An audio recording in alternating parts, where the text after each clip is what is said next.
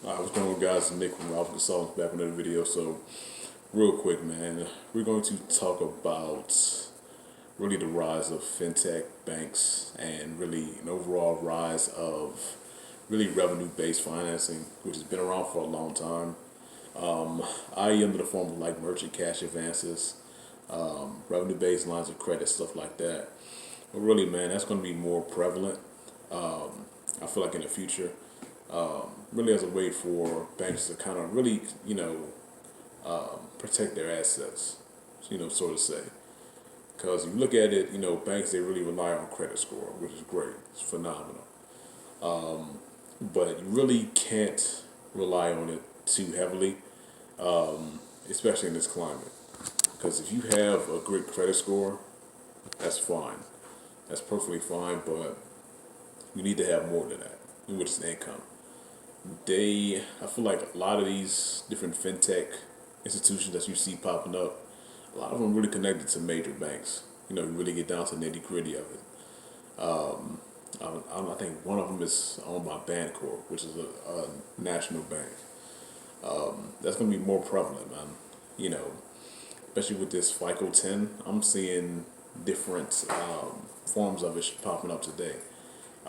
Somebody sent me a denial letter, and it was like, your balances were too high over the course of the past few months. That's FICO 10. The easiest way I told this person to get around that is, for one, wait a little bit. Second, get your income up. You know what I'm saying? Look for other forms of financing. Even if you got to get pissed off and say, F it, I'm going to fund myself. I'm going to get on my grind and fund myself. That's what you got to do. You know what I'm saying? And it leads me to, don't rely too heavily on these banks for startup capital. You know what I'm saying? You got to get out the mud. You got to get out the mud. That's just what it got to be. But really, man, income is going to play a heavy role really in funding moving forward. If you ain't got the income, they don't give a damn about your credit score.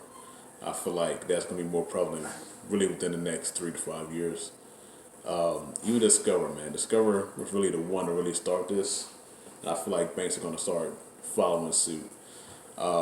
I don't know if you know this, man. A lot of people don't like to deal with Discover. Even myself, I don't want to, you know, apply for an increase and then I put too much income and ask for it's IRS form 4506T, which is a request to pull your IRS tax transcripts.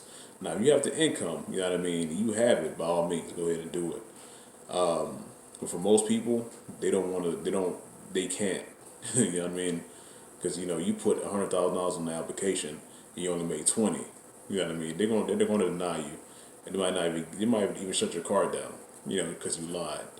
I'll be surprised if that's more prevalent moving forward. It's just really something that they're going to protect their assets. In the previous video, I talked about a lady who was getting sued by Navy Federal. I heard stories of people getting sued by Discover. That's going to be more prevalent. So really be mindful of where you're getting your money from and who you're getting these finances from. If you don't have a plan, bro, don't apply. You know what I'm saying? If you know for a fact that your job is not stable, you know you about to get fired, don't apply for anything. You know what I'm saying?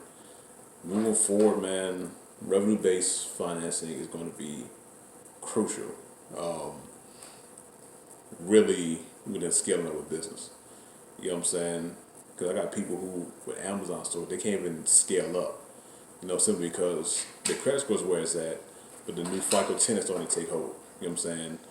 Or they'll say some bullshit. Oh, you have too many consumer loan accounts or something like that. Somewhere on the lines of that is BS.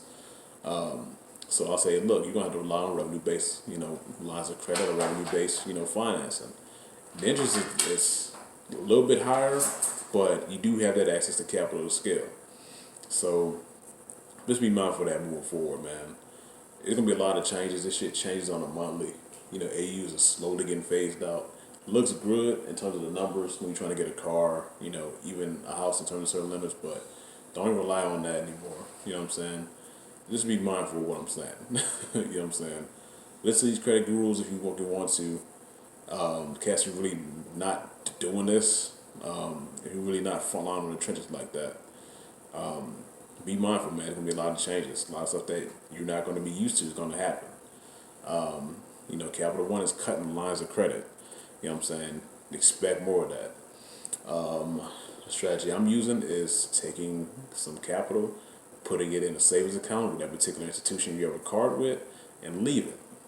Hopefully that triggers something in the algorithm that says, hey, look, I have money. Don't take my shit. Hopefully that works. You know what I'm saying? But stuff like that, you gotta move, you gotta adapt. People say before, get the income up, stash your cash. I made a previous video. You got $800, you have more money than most Americans. You know what I'm saying? They're gonna send you pre-qualification letters. Do stuff like that, man. But anyway, man, it's Nick from Raw Good Soul. Just a little bit of word of advice. Please like, share, subscribe. Have a good one.